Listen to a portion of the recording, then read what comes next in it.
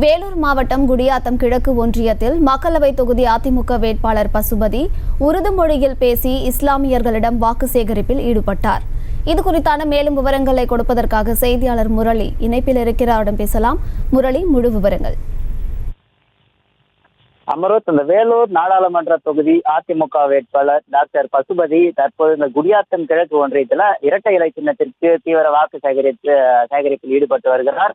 குடியாத்தம் கிழக்கு ஒன்றியத்திற்கு உட்பட்ட இந்த புடவல்வாரி பள்ளி, அந்த பூசாரி வலசை, அந்த பரதராமி, டிபி பாளையம், விழுந்தேன் பாளையம் உள்ளிட்ட பகுதிகளில் அவர் தற்போது வேலூர் புறநகர் மாவட்ட கழக செயலாளர் வேலழகனுடன் இணைந்து அதோடு அமைப்பு செயலாளர் ராமு மற்றும் புரட்சி பாரதம் கட்சியினர், தேமுதிக கூட்டணி கட்சியினர், அதே போன்று எஸ்பிபிஐ உள்ளிட்ட கூட்டணி கட்சிகளோடு சேர்ந்து அந்த நிர்வாகிகளுடன் இணைந்து தற்போது இரட்டை இலை சின்னத்துல அந்த வேட்பாளர் வாக்கு சேகரித்து வருகிறார். அப்போது அதிமுக வேட்பாளர் பசுமதி என்ன சொல்லியிருக்காருன்னா, இஸ்லாமிய சகோதரர்களிடம் தன்னை வெற்றி பெற செய்தால் இஸ்லாமிய மக்களுக்கு தேவையான அந்த அனைத்து அடிப்படை வசதிகளையும் ஏற்படுத்தி தருவதாகவும், உங்களில் ஒருவனாக எப்போதும் கூப்பிட்ட குரலுக்கு ஓடோடி வருவேன் என்றும், அந்த கடந்த அதிமுக ஆட்சியின் போது செய்த அந்த நலத்திட்டங்களை மக்களிடம், அதாவது இந்த இஸ்லாமிய மக்களிடம் எடுத்து கூறி அவர் உருது மொழியில் எடுத்து கூறி தற்போது வாக்கு சேகரிப்பு ஈடுபட்டு வருகிறார்.